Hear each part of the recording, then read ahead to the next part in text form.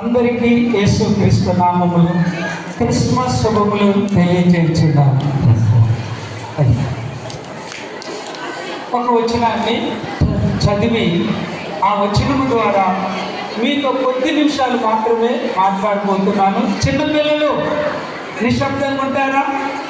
యేసయ్య మాటలు జుట్టు తేనె కంటే మధురమైనవి.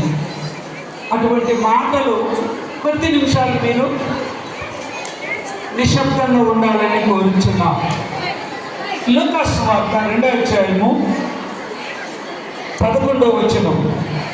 దావీదు పట్టణమందు నేడు రక్షకుడు మీ కొరకు పుట్టి ఉన్నాడు, ఈయన ప్రభు అయిన క్రీస్తు. ఈ వచనాన్ని మనం ధ్యానం చేసుకోక ముందుగా మీరు పాడిన పాటలు, మీరు వేసినటువంటి చక్కని క్రిస్మస్ యొక్క డ్యాన్సులు చూశాను. యెరూషలేములో మాత్రమే ఆనాడు 2000 సంవత్సరాల నాడు సందడి కాదండి. ఈ రోజున ఆక్స్ఫర్డ్లో యొక్క స్కూల్లో కూడా ఆ క్రిస్మస్ సందడి చూస్తూ ఉన్నాం. కాబట్టి యేసుక్రీస్తు వారు 2024 సంవత్సరాల నాడు ఈ భూమి మీద జన్మించాడు. ఆ జన్మదిన మహోత్సవాన్ని మనం ఈరోజు ఘనంగా జరుపుకుంటున్నాం. ఆయన ఎందుకు ఈ భూమి మీద జన్మించవలసి వచ్చినది అని మనం కొంచెం ఆలోచన చేస్తే, ప్రియులారా, ఆయన ఒక స్ఫూర్తిదాయకంగా మనమందరం తీసుకోవలసిన వారంగా ఉన్నాం. చాలా జాగ్రత్తగా వినండి. ఆయనను, యేసుక్రీస్తును మాదిరికరంగా తీసుకోవాలి. యేసుక్రీస్తు వారు దావీదు పట్టణమందు, నజరేతులు దావీదు పట్టణమందు బెత్లెహేములో జన్మించినటువంటి ఆ సందడి మనం చూస్తున్నాం. అలా జన్మించినటువంటి యేసుక్రీస్తు వారు ఎందుకు భూమి మీద జన్మించాలి?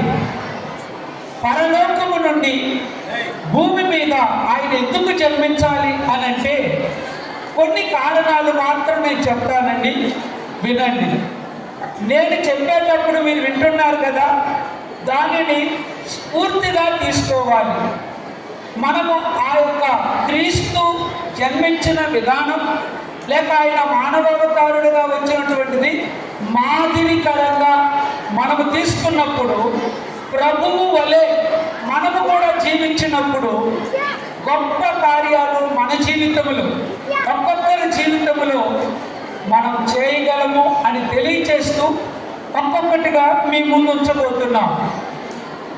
అసలు యేసుక్రీస్తు వారు భూమి మీద ఎందుకు జన్మించాలని ఆయన కలిగి ఉన్నాడంటే, ఆయన మానవుడుగా వచ్చిన దేవుడు, దేవుని కుమారుడు. యోహాను సువార్త 1వ అధ్యాయం 14వ వచనంలో అంటున్నారు, ఆయన అనగా ఒక శరీరమును ధరించుకొని ఆ వాక్యము అనేటటువంటి ఆది దేవుడు, సృష్టికర్త అయిన దేవుడు ఒక మాట, ఒక పలుకు, ఒక శబ్దం, ది వర్డ్, ఒక వాక్యముగా అమర్చుకొని శరీరాన్ని భూమి మీదకి వచ్చారు. వై?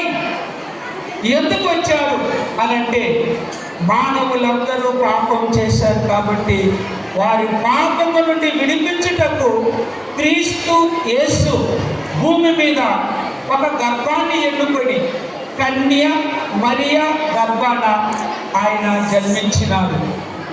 చూడండి ఎంత త్యాగం ఉన్నదో.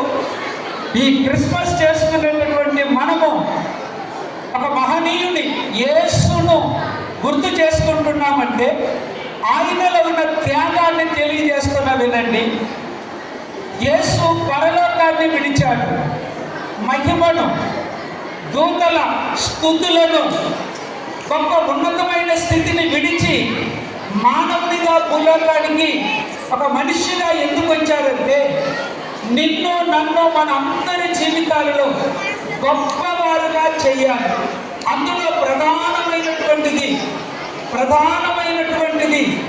మనమందరము పాపులమై ఉండగా మానవుల పాప పరిహారం కొరకు తను తాను తగ్గించుకొని ఈ భూమి మీదకి వచ్చి మానవునిగా జన్మించి ఆయన మన పాపములను తీసివేసెను.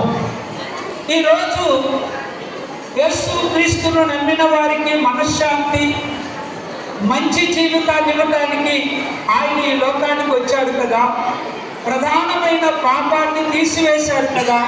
మనము కూడా వెంబడించినట్లయితే ఈరోజు ప్రపంచ దేశాలలో క్రీస్తును నమ్ముకున్న క్రైస్తవులు, ఆధ్యాత్మికమైన వారు ఉన్నతమైన స్థితిలో ఉన్నారు. అటు విజ్ఞానములో కానీ, ఖగోళము భూగోళ శాస్త్రాలలో కానీ అన్నిటిలో కూడా గొప్ప వ్యక్తిగా మనం చూడగలుగుతున్నాం. ప్రియులారా, మన మధ్యలో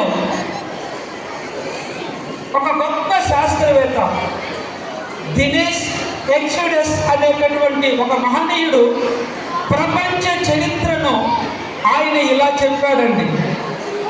ప్రపంచ దేశాలలో 16 మంది గొప్ప మేధావులు ఉన్నారు. జాగ్రత్తగా వినండి ఈ మాట. చిన్నపిల్లలు మీ జీవితంలో చాలా ఉపయోగకరంగా ఉంటుంది. ప్రపంచ మేధావులు, గొప్ప మేధావులు 16 మంది ఉన్నారు. వారిలో ఈ దినేష్ ఎక్స్యూడస్ అనేటటువంటి గణిత శాస్త్రవేత్త చెప్పాడు, 3 మాత్రం నేను తీసుకుంటున్నాను. ఈ ప్రపంచ గొప్ప ప్రఖ్యాతగాంచిన వాటిలో 3 తీసుకుంటున్నాను. ఒకరు మహా అలెగ్జాండర్. ఆయన కత్తి బట్టి ప్రపంచాన్నే జయించారు. కానీ ఆయన చివరికి కొద్ది కాలంలోనే చనిపోయే స్థితి వచ్చినప్పుడు తన 2 చేతులు సమాధి పెట్టెలో నుంచి బయటికి పెట్టమన్నారు. ఎందుకు అని ప్రశ్నిస్తే ఆయన్ని, నేను లోకాన్నే జయించాను, ఆధిపత్యాన్ని వహించాను, కానీ వెళ్ళేటప్పుడు నేనేమి తీసుకొని వెళ్ళలేదు, ఒట్టి చేతులతో వెళ్తున్నాను అని చెప్పాడు. ఇలాగే మనం కానీ చూస్తే 2వ వ్యక్తి జూలియస్ సీజర్ అని ఆయన అదే మహా అలెగ్జాండర్ను స్ఫూర్తిగా, ది గ్రేట్ మహా అలెగ్జాండర్ను స్ఫూర్తిగా తీసుకొని జూలియస్ సీజర్ అని ఆయన కూడా ప్రపంచంలో అత్యధిక శాతం జయించారు. కానీ ఆయన ఏమన్నాడో తెలుసా? తాను వెళ్ళేటప్పుడు ఏ వ్యక్తుల ద్వారా తాను ఎన్నుకొనబడ్డారో వారి మధ్యలో హతుడైపోయిన విధానం చూశాను. ఆయన కూడా గొప్ప మేధావి. 2 మహా అలెగ్జాండర్, జూలియస్ సీజర్. 3వ వ్యక్తి ఉన్నాడు. 16 మందిలో 3వ వ్యక్తి చెబుతున్నాను, యేసు, జీసస్ క్రైస్ట్ అని ఆయన ఉన్నాడు. ఆయన కత్తి పట్టలేదు, యుద్ధము చేయలేదు, ఒక సమూహాన్ని తన వైపు కూర్చుకోలేదు. కానీ ప్రపంచాన్ని జయించి కత్తితో చేయలేని కార్యాలు కరుణతో, ప్రేమతో ఆయన లోకాన్ని జయించారు. చప్పట్లు కొడదాం అందరము. అదే స్ఫూర్తితో ప్రేమ, ఆప్యాయత, కరుణ అనేటటువంటి మంచి సత్సంబంధాలతో యేసుక్రీస్తు వారు అనేకులకు స్వస్థతలు ఇచ్చారు. ఆయన జీవించిన కాలములో అనేకులను దురాత్మల నుండి విడుదల చేశారు. ఆయన జీవించిన కాలములో ఆహారము లేని వారికి, ఆకలితో ఉన్న వారికి 5 రొట్టెలు 2 చేపలు 5,000 మందికి ఆహారము పెట్టారు.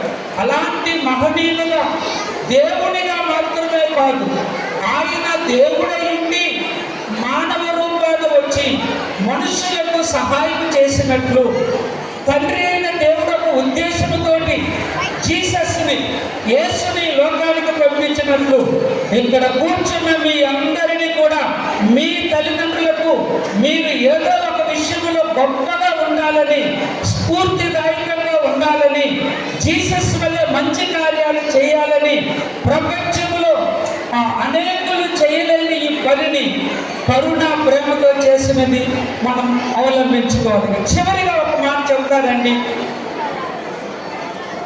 సైలెంట్గా ఉంటే చెప్తాను.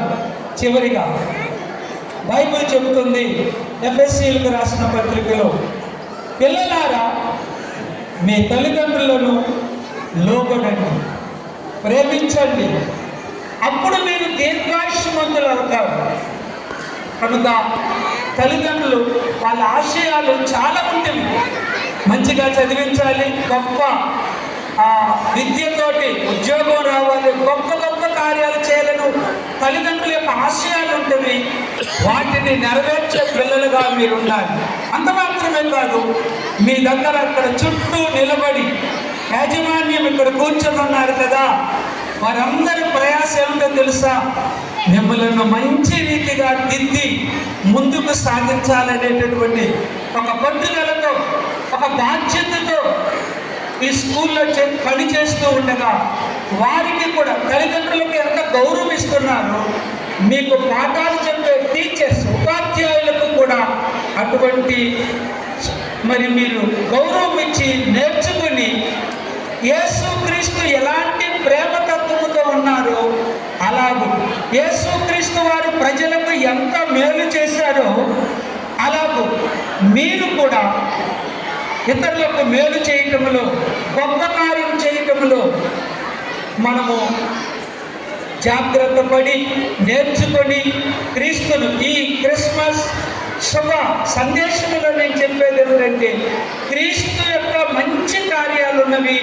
వాటిని మనం అవలంబించినప్పుడు ప్రపంచాన్ని ఒక మంచి ప్రేమతత్వంలో నడిపించడానికి వీలు పడుతుందని మీ అందరూ పిల్లలందరూ కూడా మంచి చదువులతో, గొప్ప చదువులు చదివి మీ తల్లిదండ్రుల ఆశయాలు నెరవేర్చి టీచర్లను గౌరవిస్తూ యాజమాన్యం యొక్క ఈ మంచి కార్యమును గంభీరంగా ఒక మంచిగా జరగాలని ఒక దైవ సేవకునిగా, పాస్టర్గా ఈ బిడ్డలందరినీ, ఈ యొక్క టీచర్స్ని, యాజమాన్యాన్ని ఆశీర్వదిస్తూ నా సమయాన్ని ముగించుకుంటాను. Thank you sir.